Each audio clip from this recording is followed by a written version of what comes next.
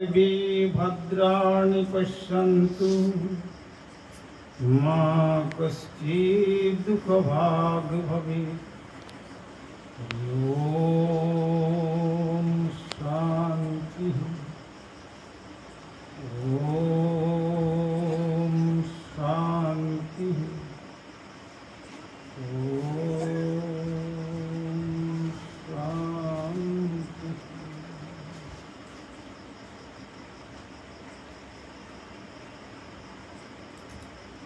सर्वप्रथम परमार्चनीय विश्ववंदित आचार्य भास्कर प्राच्य एवं पाश्चात्य श्री चैतन्य महाप्रभुर प्रेमधारण्यर बाणीर निर्भीक प्रचारक प्रभव कलि युग पावनावतारी भुवन मंगल परम करुण श्रीमन महाप्रभुर अभिन्न श्री श्री नित्यानंद मूर्त प्रकाश मूर्ति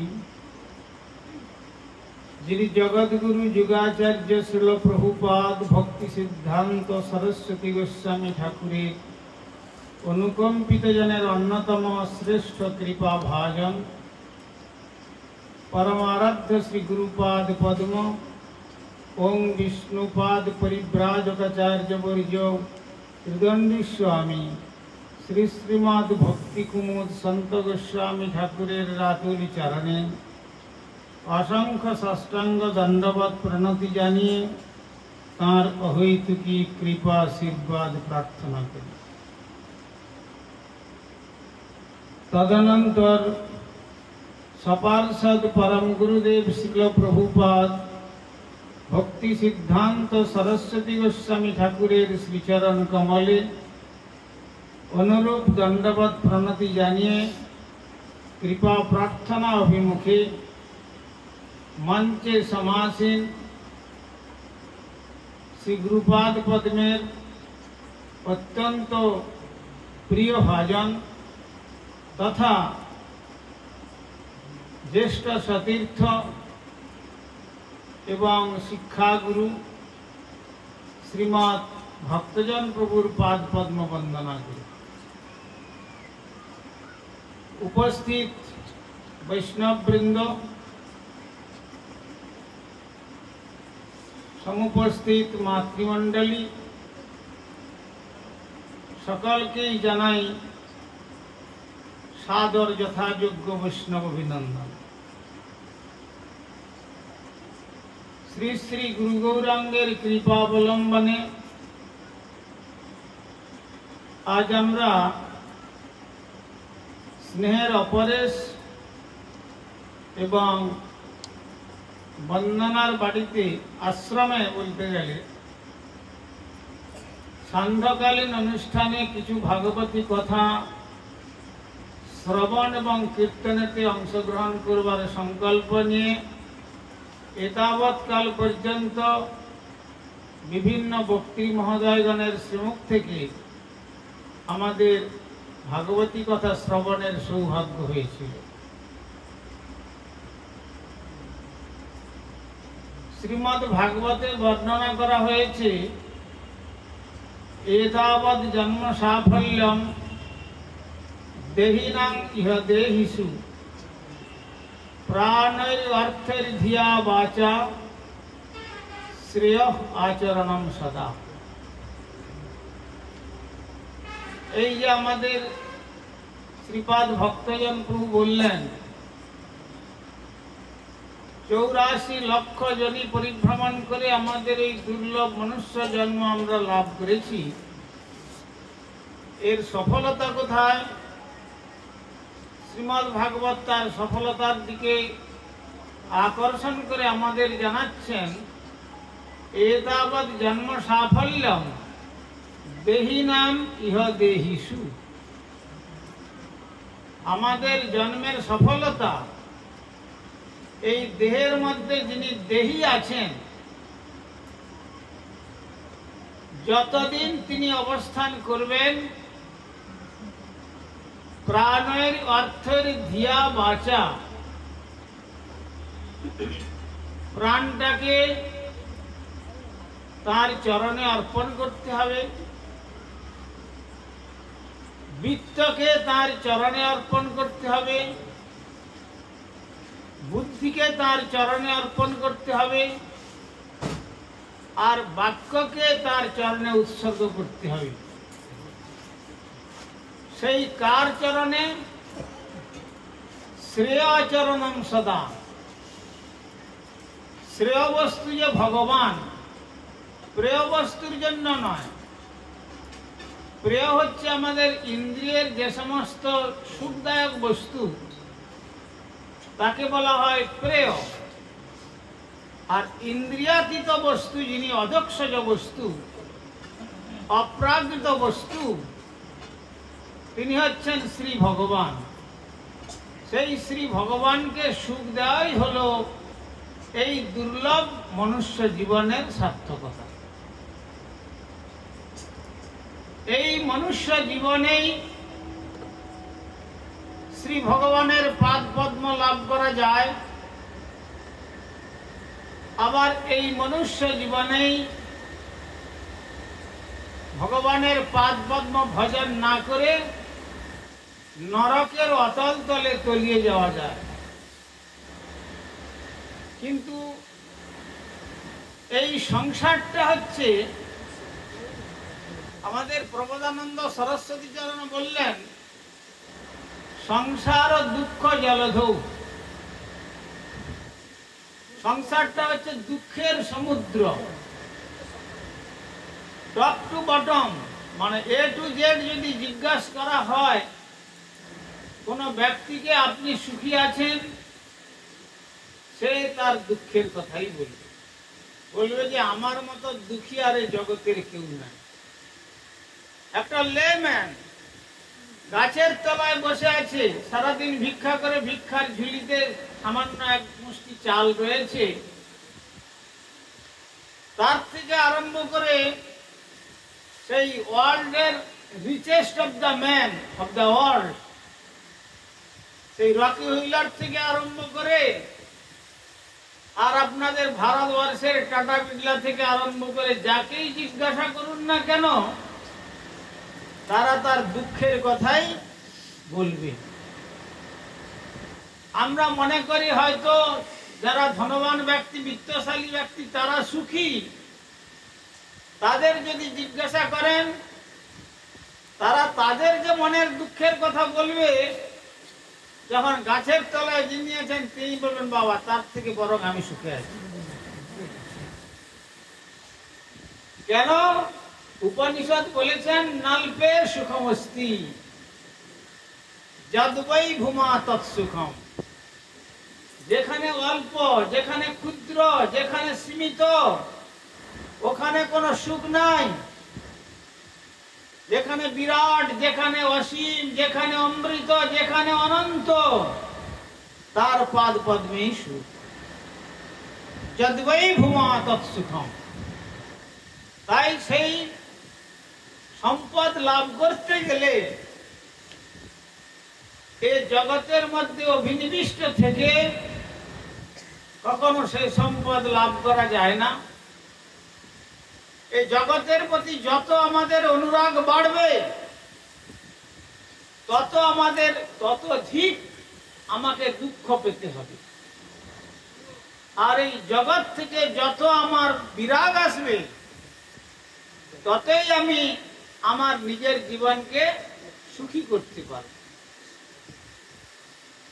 এইভাবে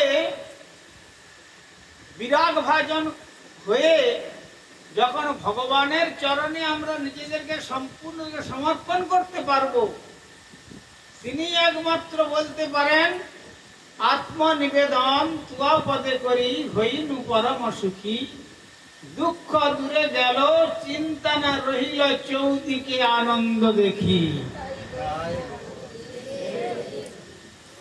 তিনি যেদিকে দেখবেন, যেদিকে দৃষ্টিপাত করবেন, সর্বত্র কেবল আনন্দই আনন্দ দেখতে পাবেন। যেটি শ্রীমান মহাপ্রভু বলেছেন, প্রতিপদম পূর্ণামৃতম আস্বাদনম সর্বাত্ম স্নপনং পরং বিজয়তে শ্রীকৃষ্ণ সংকীর্তনম। প্রতি পদে পদে, প্রতি মুহূর্তে, প্রতি ছন্দে, প্রতি ভাবনায়, প্রতি সাধনায়, প্রতি ক্ষণে, প্রতি মুহূর্তে কেবল আনন্দই আনন্দ তাকে প্রদান করবে। কিন্তু তা না করতে পারলে এই সংসার আমাদেরকে দুঃখ প্রদান করবে। দুঃখের জলধি, দুঃখ জলধৌ, মানে দুঃখের সমুদ্র। আর মনে করুন সেই দুঃখের সমুদ্রের মধ্যে আমরা পড়ে গেছি, আর তখন বলছেন তাহলে এক কাজ করো, একটু সাঁতার কেটে তো তটে আসবার চেষ্টা করো। তখন বলছেন পতিতস্য কাম ক্রোধাদি নক্রম করেই, কাম ক্রোধ রূপ হাঙ্গর কুমির আমার দুটো পায়ে ধরে ফেলেছে। এক হচ্ছে দুর্দমনীয় কামনা, আর তার অতৃপ্তিতে ক্রোধ রূপী হাঙ্গর। এক পায়ে হাঙ্গর ধরেছে, এক পায়ে কুমির ধরেছে। বেশ, এখনো তো হাত দুটো তো তোমার মুক্ত আছে, একটু হাতে জল টেনে চেষ্টা করো। দুর্বাসনা নিগড়িত নিরাশ্রয়স্য, দুষ্ট মনের বাসনা, আরো বিষয় ভোগ করব, আরো জগতের সুখ ভোগ করব, আরো কামনা বাসনা চরিতার্থ করব, এই করে দুষ্ট বাসনার শৃঙ্খল আমার দুটো হাতকে বেঁধে ফেলেছি। এমত অবস্থায় আমি নিরাশ্রয়। পায়ে ভাবুন, দুটো পায়ে একটাতে হাঙ্গর, একটাতে কুমির ধরেছে, আর হাত দুটোকে কামনা বাসনার শৃঙ্খলেতে আবদ্ধ হয়ে গেছে। আর এমত অবস্থায় আমি সমুদ্রের মধ্যে পড়ে গেছি। এই সময় তো আমায় কে রক্ষা করবে? কে রক্ষা করবে? রক্ষা করবার আর কেউ নাই। তাই প্রবোধানন্দ সরস্বতী চরণ বললেন, হে শ্রী চৈতন্য চন্দ্র, হে রাধা কৃষ্ণ মিলিত তনু শ্রী গৌর সুন্দর, তুমি যদি একমাত্র আমাকে রক্ষা করো, তাহলে আমি রক্ষিত হয়ে শ্রী গৌর গোবিন্দের পাদ পদ্ম বৃন্দাবন যাত্রা করতে পারবো। তা না হলে এই সংসার সমুদ্র থেকে রক্ষিত হওয়ার আর নান্য পন্থা বিদ্যতে হয় নাই, আর কোন পন্থা আবিষ্কৃত হয় নাই। কিন্তু এই সংসার যতই দুঃখের হোক না কেন, যদি এখানে থেকে শ্রী ভগবানের পাদ পদ্মে শরণাগত হওয়া যায়, তাহলে কিন্তু এই সংসারের আর দুঃখ আমাকে দুঃখ প্রদান করতে পারবে না। তাই বলছেন, সংসারের পার হই ভক্তির সাগরে যে ডুবিবে, সে ভজুক আমার নিতাই চাঁদেরে, আমার প্রভুর প্রভু শ্রী গৌর সুন্দর, এ বড় ভরসা চিত্তে ধরি নিরন্তর। আমার প্রভুর প্রভু, আমার প্রভু হচ্ছেন শ্রী নিত্যানন্দ গুরুপাদ পদ্ম, তার প্রভু হচ্ছেন শ্রী গৌর সুন্দর। আর শ্রী গৌর সুন্দরের যদি কৃপা হয়, তবে শ্রী রাধা গোবিন্দের পাদ পদ্ম লাভ করে আর আমার কোন সংসার আমাকে দুঃখ প্রদান করতে পারবে না। কিন্তু সেখানে আশ্রয়ের প্রয়োজন আছে, আশ্রয়ের প্রয়োজন আছে। নিরাশ্রয়স্য গতির নাস্তি, যারা আশ্রয় গ্রহণ করতে পারলো না, তাদের কখনো সদ্গতি হবে না। এই জন্য আমরা কলির মানুষ, মুখ থাকতেও আমরা বধির, চোখ থাকতেও অন্ধ, কর্ণ থাকতেও শ্রবণ শক্তি রহিত, হাত থাকতেও অঙ্গহীন হস্তহীন অবস্থা, আর চরণ থাকতেও আমরা পঙ্গু। কেন? শ্রী ভগবান হাত দিয়েছেন, একটু ভগবানের মন্দির মার্জন করে, ভগবানের জন্য তুলসী চয়ন করে, পুষ্প চয়ন করে, মাল্য গ্রন্থন করে একটু ভগবানের গলায় পরাতে, কিন্তু সেই হাত থাকতেও সেই হাতের কার্য আমরা করি নাই। পা থাকতেও সকাল সন্ধ্যা একটু ভগবানের মন্দির শ্রী নাম সংকীর্তনের মাধ্যমে পরিক্রমা করি নাই। কেন না, পরিক্রমা করলে আমাদের এই ভগবানের মন্দির পরিক্রমা করলে তাহলে এই জগৎ পরিক্রমার চির অবসান ঘটে, আর সংসার চক্রের মধ্যে আবর্তিত হতে হবে না। ওই যে শুনলেন, পুনরপি জননম পুনরপি মরণম পুনরপি জননী জঠরে শয়নম ইতি সংসারে স্ফুটতর দোষ প্রথমে অভাব তব সন্তোষ ভজ গোবিন্দম ভজ গোবিন্দম ভজ গোবিন্দম মূঢ়মতে। ওরে মূঢ়মন, পুনরপি জন্ম পুনরপি মরণ। যেটি গীতাতে ভগবান কুরুক্ষেত্র রণাঙ্গনে দাঁড়িয়ে জগৎ গম্ভীর স্বরে জানিয়ে দিয়েছিলেন, জাতস্রৈ ধ্রুবং মৃত্যু ধ্রুবং জন্ম মৃতস্য চ তস্মাৎ অপরিহার্যার্থে নতং শচিতুমর্হসি। যেটা জন্মগ্রহণ করেছে সে মরণের রাস্তা ধরে চলছে। আমরা মনে করি যে বাচ্চাটা 10 দিন জন্মেছে বেঁচেছে, কিন্তু তা নয়, তার পরমায়ুষে সে 10 দিন মারা গেছে। আমি মনে করি যে আমার বয়স 40 বৎসর বাঁচলাম, কি তা নয়, পরমায়ু থেকে 40 বৎসর আমরা মৃত। মানে ক্যালকুলেশনটা একটু উল্টো দিকে হচ্ছে। কিন্তু কখন আমাদের এই ভ্রমটা ভাঙে, যখন এই দেহ থেকে আত্মাটা বেরিয়ে চলে গেল, এই দেহটা অকর্মণ্য হয়ে গেল, তখন মনে করি যে যা লোকটা মারা গেল। কিন্তু না, সে তার মাতৃগর্ভে থেকেই মরে মরে আসছে। কেন না, এই জগতে আসার প্রথম থেকেই মৃত্যুর পথ ধরে তাকে হাঁটতে হচ্ছে। তাই এই জগৎটা হচ্ছে মর্ত্য জগৎ।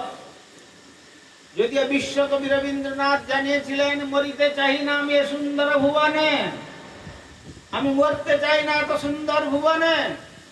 কিন্তু কবিকে জিজ্ঞাসা করুন, হে বিশ্বকবি, তুমি যে কথা বলেছ সে কথাকে তুমি রাখতে পেরেছ কি? তুমি তো রাখতে পারো নাই, একদিন তোমার দেহ তো ছেড়ে চলে যেতে হয়েছে। সুতরাং আমরা হাজার চেষ্টা করলেও এই জগতে থাকা যাবে না। পার্মানেন্টশিপ বলে কোনো কথা নাই এ জগতে। চিরন্তন কেউ আমরা থাকতে আসি নাই। তাই এখানে আমাদের কবি বললেন, এ দেহ ছাড়িয়া যাবে যাবিরে সংসার, কোথা রবে তোমার এই সাধের পুত্র পরিবার, নয়ন মুদিলে সবই অন্ধকার, রাখো রতিমতি চরণে। এ দেহ ছেড়ে দিয়ে যখন তুমি চলে যাবে, কৈশ্য মাতা কৈশ্য পিতা কৈশ্য ভ্রাতা সহোদরা চারি প্রহরেণ সম্বন্ধ কা কৈশ্য পরিবেদনা। কে কার মাতা, কে কার পিতা, কে কার পুত্র, কে কার কন্যা, কে কার পত্নী, কে কার পতি, কে কার আত্মীয়, কে কার স্বজন, কে কার বন্ধু, কে কার শত্রু, কে কার মিত্র। তাই তো চারণ কবি বললেন, ওরে ভেবে দেখ মন কেউ কারো নয়, নিচে ঘাম ভূমণ্ডলে। ওরে ভেবে দেখ মন কেউ কারো নয়, নিচে ঘাম ভূমণ্ডলে। ওরে মন, একবার ভেবে দেখ, কেউ কারো নয়, তুমিও কারো নয়, আর তারাও তোমার নয়। মিছে একটা ভ্রমাত্মক দুদিনের জন্য, এই জন্য পান্থশালার পরিচয়ের মতো দশা। তাই বললেন যে এ দেহ ছাড়িয়া যাবে যাবিরে সংসার, যে সংসারকে আমি আমার বলে এত আঁকড়ে ধরে বসে আছি, যখন এই দেহ ছেড়ে চলে যাবে, নয়ন মুদিলে সবই অন্ধকার। যেই চোখ বন্ধ হলো সব অন্ধকার হয়ে গেল, সব সম্পর্ক বিচ্ছিন্ন হয়ে গেল। তাই বলছেন, ওই রাখো রতিমতি চরণে। যদি বাঁচতে চাও, যদি দিব্য জীবন লাভ করতে চাও, তাহলে মর্ত্য জগৎ থেকে মনটাকে তুলে নিয়ে শ্রী গৌর গোবিন্দের পাদ পদ্মে অর্পণ করো। আর সেই শ্রী গৌর গোবিন্দের পাদ পদ্মে অর্পণ করবার পূর্বে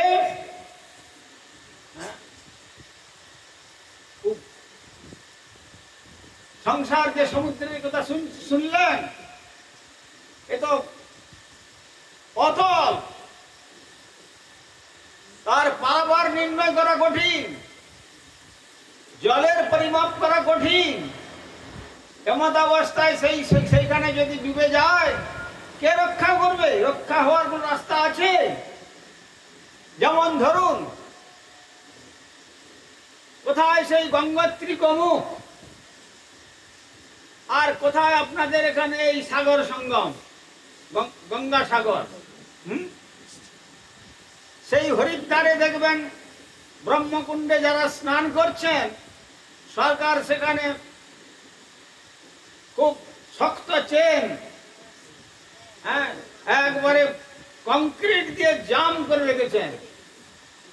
আর যদি আপনি ওই স্নান করবার আগে ওই চেনটাকে শক্ত করে ধরে আপনি যতই ডুব দেন না কেন, গঙ্গা মায়ের ক্ষমতা নাই আপনাকে তার স্রোতে ভাসিয়ে নিয়ে যাওয়ার।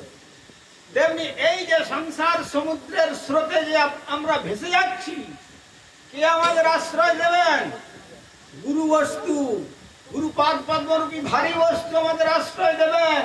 সেই ভারী বস্তু রূপী সেই হরিদ্বারের ব্রহ্মকুণ্ডের শক্ত চেন রূপী ভারী বস্তু রূপী গুরু, গুরুকে যদি শক্ত করে ধরতে পারেন, তাহলে সংসার সমুদ্র আপনার কেশাগ্র পর্যন্ত স্পর্শ করতে পারবে না।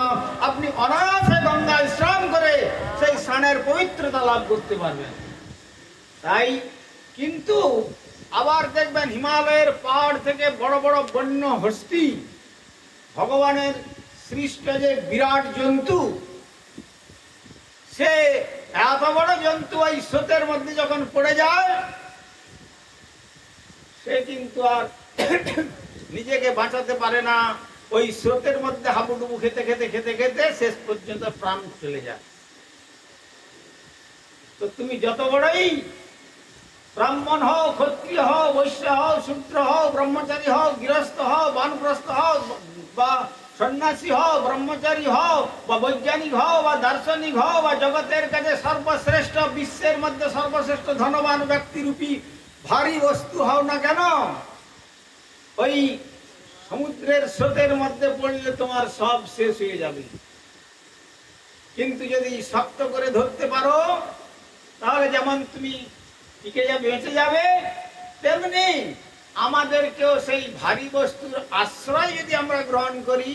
দেখুন, ওই জলকে আশ্রয় নিয়েছে, হাতি জলকে আশ্রয় নেয় নাই, তাই হাতিটা মরে গেল ওই স্রোতে। আর একটা ছোট্ট পুঁটি মাছ, কোথায় গঙ্গাসাগর আর কোথায় গোমুখ, চিন্তা করতে পারুন, চিন্তা করুন আপনারা। সে উল্টা জলের স্রোতে, জলের স্রোত কাটিয়ে কাটিয়ে নাচতে নাচতে নাচতে নাচতে সব অতিক্রম করে সে গোমুখ পর্যন্ত পৌঁছে গেছে। তাই আমাদের তুলসীদাস বললেন, जो जाके शरण लिए उसकी ताके राखे लाज, उलट जले मछली चले और बही जाए गजराज। উল্টো স্রোতেতে মাছ কি সুন্দর আনন্দে নাচতে নাচতে চলে যাচ্ছে। তেমনি জগতের যতই সংসার সমুদ্র হোক না কেন, আমাকে ভাসিয়ে নিতে পারবে না যদি আমরা জলরূপী গুরুপাদ পদ্মকে আশ্রয় করি। তাহলে তখন আর সংসার সমুদ্র আমাকে আর দুঃখ প্রদান করতে পারবে না। তখন আমরা হাসতে হাসতে শ্রী গৌর গোবিন্দের পাদ পদ্মের বৃন্দাবন লাভ করে আমাদের জীবনকে ধন্য এবং কৃতার্থ করতে পারব। তাই সেই শ্রী ভগবান একমাত্র ভক্তির বশ। ভগবানকে আর অন্য কোনো কিছু দিয়ে বশীভূত করা যায় না, একমাত্র সেই ভক্তি দিয়েই শ্রী ভগবানকে বশীভূত করা যায়। আমাদের ষড় গোস্বামীগণের মধ্যে অন্যতম সনাতন গোস্বামী চরণ, তিনি যখন এই মন্ত্রিত্ব বিসর্জন দিয়ে রূপ গোস্বামীর নির্দেশ মতো তিনি শ্রীধাম বৃন্দাবনে গেলেন। এক এক বৃক্ষ তলায় এক এক দিন বাস, কভু চানা চিবান আর কভু উপবাস। মধুর বৃন্দাবনের বৃক্ষের তলায় এক এক দিন বাস করছেন, আর কখনো দুটো শুকনো চানা যদি পাওয়া যায় তো একটু চর্বণ করলেন, আর না হলে উপবাস থেকে অঞ্জলি অঞ্জলি করে যমুনার জল পান করে আর পরমানন্দে ব্রজের নবযুবকদের পাদ পদ্ম চিন্তা করতে থাকলেন। একদিন ইচ্ছা হলো, তার একদিন ইচ্ছা হলো যাচ্ছে একটু মাদুকরি করতে যাই। ব্রজে মাদুকরি করার কথা সে বিধান রয়েছে। তো এক চৌবে ব্রাহ্মণের বাড়িতে গিয়েছেন। কি হলো, কথা বলছেন কেন? চৌবে ব্রাহ্মণের বাড়িতে গিয়েছেন। সেই বাড়িতে গিয়ে দেখলেন যে কতকগুলো ছেলে মেয়ে তাদের খেতে দিয়েছে, তার মধ্যে এক থালায় বসে তারা সকলে খাচ্ছে চতুর্দিকে। সনাতন গোস্বামী দেখতে পেলেন তার দৃষ্টিতে যে একটি শ্যামলাবরণ ছেলে, আর সেও ওই থালার মধ্যে একসঙ্গে খাচ্ছে গোপবালকদের সঙ্গে। তখন সনাতন গোস্বামী সেই চৌবে ব্রাহ্মণকে বললেন যে দেখো ব্রজবাসী, কমসে কম এই সমস্ত বাচ্চাদের তুমি খেতে দাও, কিন্তু এই যে শ্যামলাবরণ ছেলেটা, একে তোমরা এর সঙ্গে খেতে দাও না। এ কে জানো? বলে কে? বলে তোমার মন্দিরে যে মদন মোহন বসে আছেন, সেই মদন মোহনে একসঙ্গে এখানে ভোজন করছেন। কেন না, গোপালের সহজেই প্রীতি ব্রজবাসীর প্রতি, আর ব্রজবাসীর স্বাভাবিক প্রীতি গোপালের প্রতি। चौबे ब्राह्मण बोलते सनातन, अरे तुम्हारा पास तो मदन का मदन मोहन है, हमारा पास तो ब्रज की लाला। तुम्हारे पास तुम्हार मदन मोहन तुम राखो, আমরা তো জানি আমাদের ব্রজের শিশু, ব্রজের দুগ্ধ বৈশ্য ভালো। এই কথা চিন্তা করে যখন মাদুকরি নিয়ে ফিরে গেলেন, মনে মনে চিন্তা করছেন আমি ব্রজবাসীগণের ভক্তিতে আমি বাধা প্রদান করলাম, অপরাধ হলো না তো? এই কথা চিন্তা করতে করতে ফিরে গেছেন। গিয়ে কালীগঞ্জে একটি কদম্ব বৃক্ষের তলায় বসে বসে হরিনাম করছেন। সমস্ত দিন অতিবাহিত হয়ে গেল। রাত্রিতেও সেইভাবে শ্রীনাম জপ করছেন। নামের সঙ্গে সঙ্গে অষ্টসাত্ত্বিক বিকার আসছে, অশ্রুকম্প পুলক বৈবর্ণ ভাব জাগরিত হচ্ছে। আর তার সঙ্গে সঙ্গে ক্ষণিক ভগবত ইচ্ছাক্রমে একটু তন্দ্রা এসে গেল। যখন তন্দ্রা এসে গেল, তন্দ্রাচ্ছন্ন অবস্থায় মদন মোহন সেই চৌবে ব্রাহ্মণের বাড়ি থেকে এসে বলছেন, সনাতন তুমি আমাকে নিয়ে এসো, আমি তোমার সেবা গ্রহণ করব। তখন সনাতন স্বপ্নে বলছেন যে আমার তো কিছু নাই, আমি তো সর্বত্যাগী, সামান্য একটু লজ্জা নিবারণের জন্য এই ডোর কৌপিন একটু সামান্য ব্যবহার করি, আর আমার তো কিছুই নাই, কি দিয়ে তোমার সেবা করব? না, আমি তোমার সেবাই গ্রহণ করব, তুমি একটু আমাকে নিয়ে এসো। স্বপ্ন দেখলেন, আবার স্বপ্নে ভেঙে গেল। তখন মনে করলেন যে এটা তো স্বপ্ন দেখলাম না মদন মোহন বললেন, কিছু বুঝে উঠতে তো পারছি না। এই চিন্তা করে তার পরদিবস আবার তিনি প্রাতঃকৃত্য সমাপন করে আহ্নিকাদি কার্য শেষ করে শ্রীনাম জপ করতে করতে সেই চৌবে ব্রাহ্মণের বাড়িতে গিয়েছেন। যেই গিয়েছেন সঙ্গে সঙ্গে ব্রজবাসী বেরিয়ে বলছেন, বাবা তুমি মদনাকে ले जाओ, ये तुम्हारा पास जाएगा। অর্থাৎ এই মদন মোহনকে তুমি নিয়ে যাও, তোমার কাছে নিয়ে যাবেন। आज रात में सपने में मुझे बता दिया, आज रात्रे স্বপ্নেতে আমাকে বলে দিয়েছে যে তোমার কাছে যাবে, তুমি এই মদনকে নিয়ে যাও। তখন সনাতন গোস্বামী মনে করলেন যে আমি যে স্বপ্ন যা দেখেছিলাম সেটা সত্যি কথা তাহলে, কিন্তু আমি নিয়ে যাব কোথায়? ভগবানের অঙ্গকে নিতে গেলে ছাতা ধরে নিয়ে যেতে হয়, সেই রকম সাধু তো কিছুই তো নাই, রিক্ত হস্তে রয়েছেন। আর তখন করপাত্রে মদন মোহনকে ধরে নিলেন, আর দেহরূপী ছত্রে সূর্যের আড়াল করে তাকে নিয়ে আসলেন। নিয়ে আসতে আসতে মদন মোহনের গুণমহিমা কীর্তন করতে করতে নিয়ে আসছেন। নিয়ে এসে গাছের শুকনো যে পাকা পাতা পড়ে গেছে কদম গাছের, সেই পাতার উপরে বসিয়ে দিয়ে যমুনার দিকে বিগ্রহকে মুখ করে বসিয়ে দিলেন, বসো। যখন চৌবে ব্রাহ্মণের মন্দিরে থাকতে কষ্ট হচ্ছিল, তাহলে ওর গাছতলায় থাকো আর যমুনার দিকে তাকিয়ে থাকো, দেখি আমি একটু যাই খুঁজে দেখি কোথাও কিছু পাওয়া যায় কিনা। এই বলে ওখানে বসিয়ে দিয়ে আর তিনি একটু মাধুকরীর জন্য গেলেন। আজকে আর এমনি মাধুকরী নন, হ্যাঁ, কেননা এমনি অপরের রন্ধন করে দিলে তো আর সেটা ভগবানকে দেওয়া যাবে না। ভগবানকে নিবেদন করতে গেলে এই যেমন আমাদের দীক্ষিত ব্যক্তি তারা রন্ধন করেছেন, তারপরে ঠাকুরের ভোগ আসলো। তো তাই এখন দেখলাম যে আর তো মাধুকরী চলবে না, আর শুকনো চানাও চলবে না। সকাল থেকে ব্রজ মায়েদের ঘরে ঘরে গিয়ে বলছেন, মাইয়া মুঝে থোড়া সে চুনা দো। আটাকে বলে চুনা ব্রজ ভাষায়। সকালে বলছে ব্রজ মায়েরা বলছে, বাবা तेरा दिमाग खराब हो गया जा, तुम इतना ये वृद्धावस्था में चूना लेकर क्या करोगे? तुम्हारा पास है रोटी बनाने का सामान, आग जलाने का लकड़ी वगैरह है, बर्तन ये सब है? ये सब तो कुछ नहीं है, लेकिन मुझे आज थोड़ा से चूना दो। सब तो चला जाओ, नहीं है। सब घुमा दिया, सब সকলেই ফিরিয়ে দিচ্ছে। সূর্যদেব অস্ত চলে যেতে যাচ্ছেন, সারা দিন ঝোলার মধ্যে একটুকু কিছু পড়ে নাই আটা। শেষে এক বড় সেটের বাড়িতে যখন গেলেন, তখন সেটজি বেরিয়ে এসে বলছেন যে क्या बाबा क्या मांगते हो? না মুঝে থোড়া সে চুনা দো।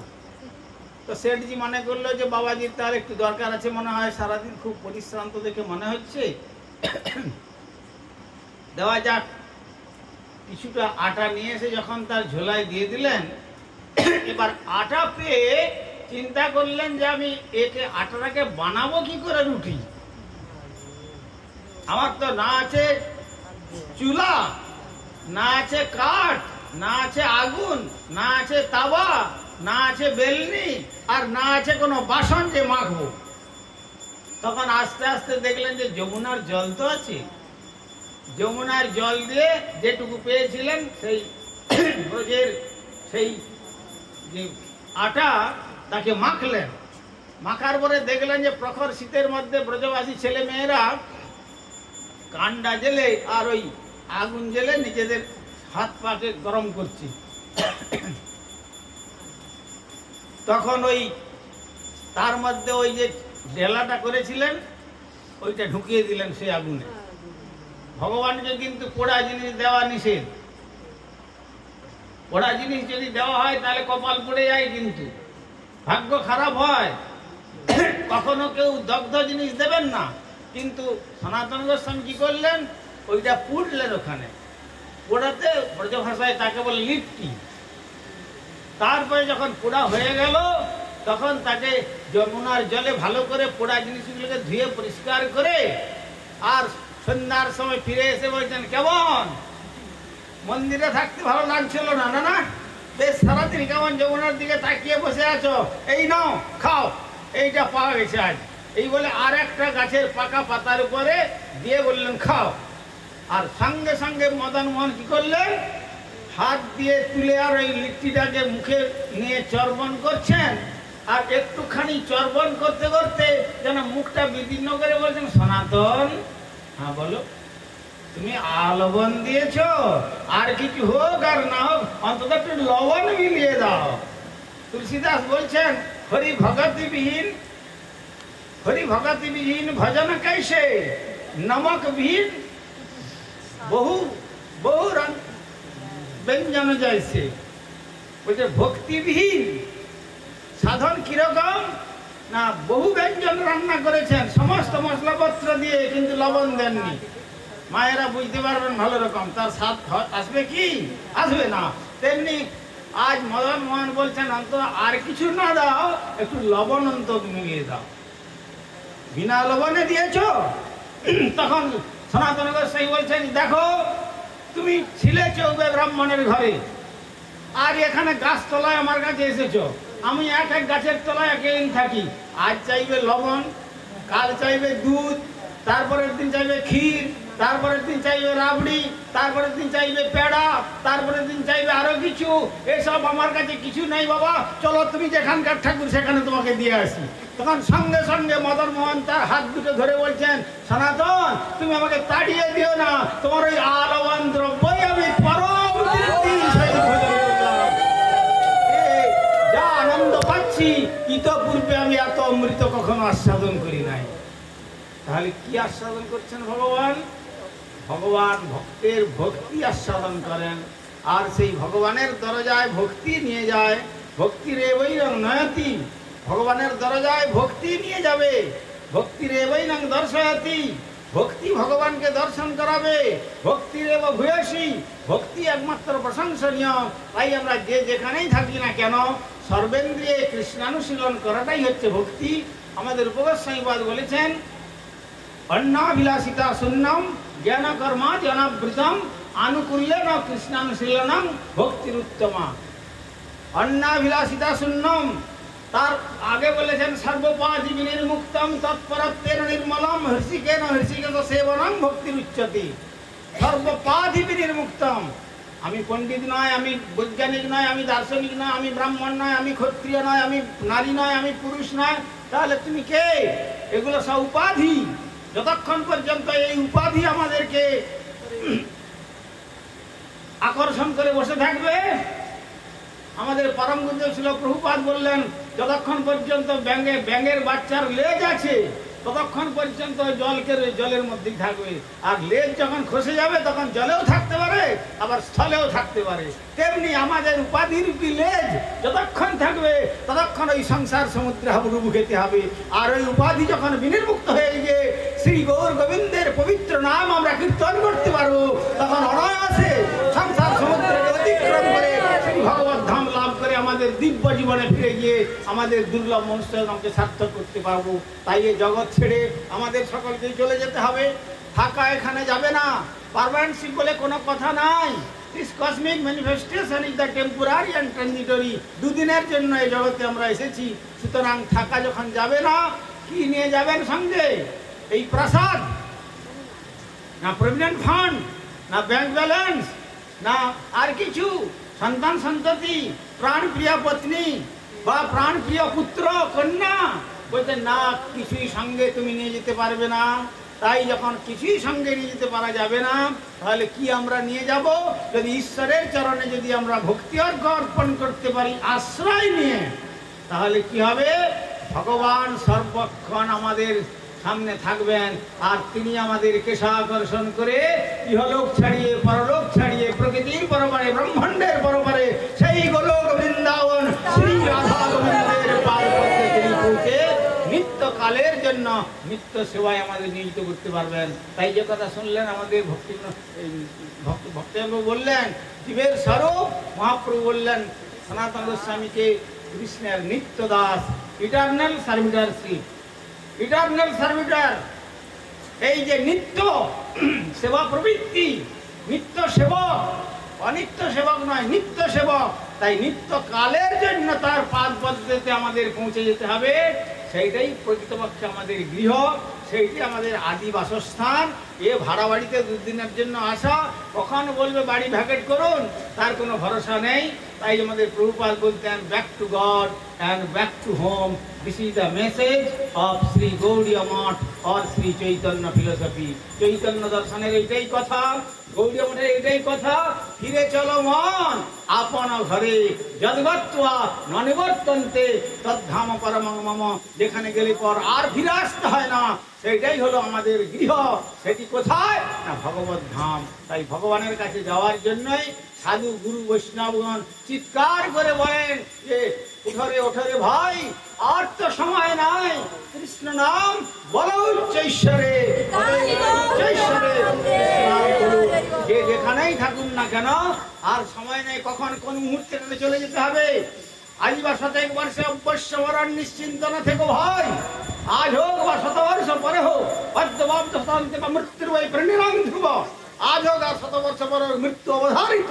তাই আজি বা 100 বর্ষে অবশ্য মরণ নিশ্চিন্ত না থেকো ভাই, যত শীঘ্র পারো ভজ শ্রী গোবিন্দ চরণ। জীবনের ঠিক নাই, অতএব জীবনের যখন ঠিক নাই, যত শীঘ্র দেহে আছে প্রাণ, ইন্দ্রিয় আছে শক্তি, তাবৎ করহ কৃষ্ণ পাদ পদ্মে ভক্তি। তাই মহতের চরণাশ্রয় করে যদি আমরা শ্রী ভগবানের পাদ পদ্ম আরাধনা করতে পারি, সেই ভক্তি আমাদেরকে আকর্ষণ করে নিয়ে যাবে আমাদের দিব্য জীবনে, আমাদের নিত্য জীবনে, আমাদের পারমার্থিক জীবনে, আমাদের আত্মিক জীবনেতে প্রতিষ্ঠিত করে সেই নিত্য ভগবত ধামে আমাদের নিত্য সেবায় নিয়োজিত করবেন। আর তখন এই জগতের জঞ্জালকর সমস্যার সম্মুখীন থেকে আমরা চিরমুক্ত হয়ে আমরা সেখানে ফিরে যেতে পারবো। সেই চিরমুক্ত হওয়ার একটাই মন্ত্র আমাদের মহাপ্রভু জানিয়ে দিলেন, আর অন্য কিছু না। টেলিফোনে যেমন কথা বলা যায়, নাম্বার ডায়াল করে যেমন কথা বলা যায়, তেমনি বৈকুণ্ঠের একটা টেলিফোন এসছে। সেই টেলিফোনের কিন্তু এই 10টা ডিজিট নয়, কিন্তু সেখানে 16টা ডিজিটের সেই নাম্বার আছে। সেই নাম্বারটি কি? সেই নাম্বারটা হলো হরে কৃষ্ণ হরে কৃষ্ণ কৃষ্ণ কৃষ্ণ হরে হরে, হরে রাম হরে রাম রাম রাম হরে হরে। ডায়াল হয়ে গেল, ওখানে রিং বাজছে। সুতরাং এইভাবে যদি হরিনাম করতে পারেন, তাহলে ওখান থেকে জবাব আসবে। যখন সেই জবাব আসবে, তখন তিনি কেশাকর্ষণ করে আমাদের তার ধামে তুলে নেবেন। আর জগৎ সংসারের সমস্ত মায়ামোহের জাল অনন্তকালের জন্য ছিন্ন হয়ে যাবে। তখন আমরা বলতে পারবো, ঠাকুর তুমি তো আমার, আমি তো তোমার, কি কাজ অপরধনে। হ্যাঁ, তুমি আমার আর আমি তোমার। আমার বলতে যদি কেউ থাকে, একমাত্র তুমি আছো। তমেব মাতা চ পিতা তমেব, তমেব বন্ধুস্য সখা তমেব, তমেব বিদ্যাং দ্রবিণং তমেব, তমেব সর্বং মম দেব দেব। আমার বলিতে প্রভু আর কেহ নাই, তুমি আমার মাত্র পিতা বন্ধু হয়। সকল জন্মেতে পিতা মাতা সবে পায়, কৃষ্ণ আর গুরু নাহি মিলে ভজ হিয়ায়। তাই শ্রী ভগবানের পাদপদ ভজনের জন্য মহতের চরণাশ্রয় করে ওই টেলিফোনের নাম্বার ডায়াল করতে থাকি আমরা শ্রীর মালার মাধ্যমে, তাহলে নিশ্চয়ই ওই জগৎ থেকে সংবাদ আসবে। তখন ওই জগৎ থেকে সংবাদ আসলে আর জগতের কোনো বাধা আপনার বাধা প্রদান করতে পারবে না। অনায়াসে সমস্ত বন্ধনকে ছিন্ন করে, যেমন পুঁটি মাছটা লাফিয়ে লাফিয়ে আনন্দের সহিত সেই কোথায় গঙ্গাসাগর আর কোথায় গোমুখ, হিমালয়ের সেই পাহাড়ের এক প্রান্তে সেখানে চলে যাচ্ছে, তেমনি আমরা সমস্ত বাধাকে অতিক্রম করে ভগবত ধাম যাত্রা করে আমাদের এই দুর্লভ মনুষ্য জন্মকে সার্থক করতে পারবো। তাই বললেন প্রাণী অর্থের জিয়া বাচা শ্রেয় আচরণম সদা, সেইটি শ্রী ভাগবতের সন্দেশ। আর অধিক সময় নেব না, রাত্রি হলো। বাঞ্ছা কল্পতরুভ্যস্য কৃপা সিন্ধু ভৈবচ পতিতানাং পাবনেভ্যো বৈষ্ণবেভ্যো নমো নমো। জয় জয় শ্রী শ্রী নিতাই গৌর প্রেমানন্দে। হরি হরি বল।